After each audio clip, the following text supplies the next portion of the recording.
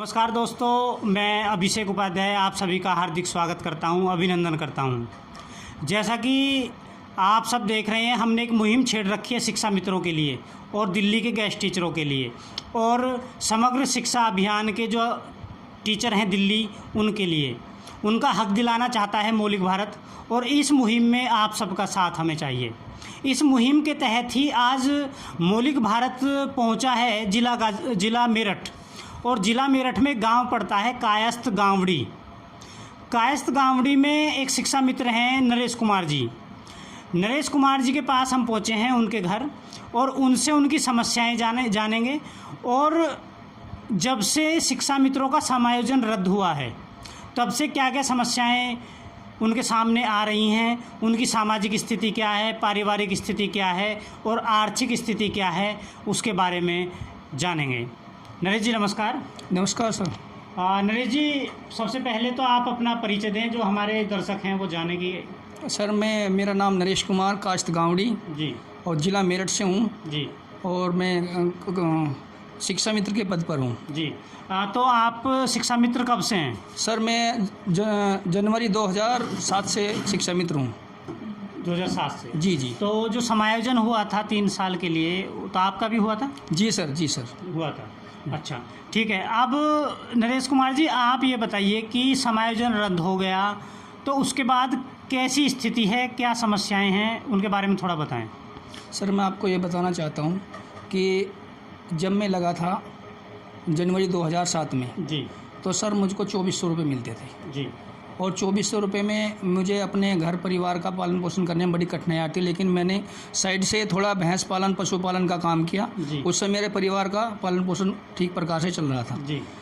लेकिन ये उम्मीद थी कि आगे आने वाला समय कुछ शायद हमें कुछ दे के जाएगा जी। लेकिन जैसे जैसे उसके बाद हमारे जो हैं 3500 रुपये हुए जी। और 3500 के बाद एक दूरस्थ शिक्षा के माध्यम से एक हमें दिल्ली से बीटीसी कराई गई, दूरस्थ शिक्षा से जी। बीटीसी कराई, वो हमने डाइट मवाना सीखी जी। उसके बाद सर जैसे ही हमने बीटीसी करी तो एक सरकार का एक नियम आया कि भाई जिन्होंने बीटीसी करी है उनको जो है सहायक अध्यापक बनाया जाए, यानी उनका समायोजन किया जाए। तो सर 8 अगस्त 2014 में हमारा समायोजन हो गया और हम गांव से जो अपने जो मेन गांव था अपने वहाँ से दूसरे गांव में हम समायोजन होकर सहायक अध्यापक के रूप में चले गए और हमें 29,878 रुपये की सैलरी मिलने लगी, जिससे हमारे परिवार का पालन पोषण ठीक प्रकार से चलने लगा। समाज में भी हमारी इज्जत मतलब बढ़ी। और इसमें यह कि भाई चलो अब इनका जो इन्होंने बेचारों ने जो काम किया है 2400 रुपये में, 3500 में, 3000 में, अब चलो इनकी मेहनत जो है इनका फल लाई।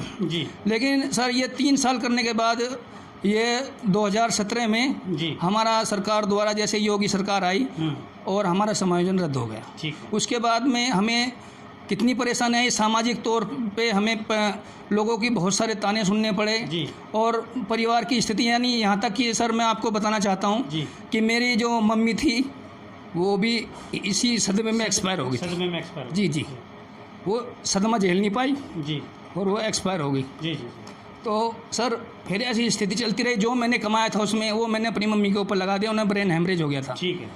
और परिवार की स्थिति बहुत दयनीय हो गई। जो मेरे बच्चे प्राइवेट स्कूल में पढ़ रहे थे वो गांव के मतलब एक सरकारी स्कूल में आ गए और स्थिति सर बहुत ख़राब हो गई। उसके बाद में सर फिर हमें काफ़ी दिनों परेशानी के बाद में फिर योगी सरकार ने हमारे लिए एक चीज़ लागू कर दी कि इन्हें 10,000 रुपये पर रखा जाए। ठीक है।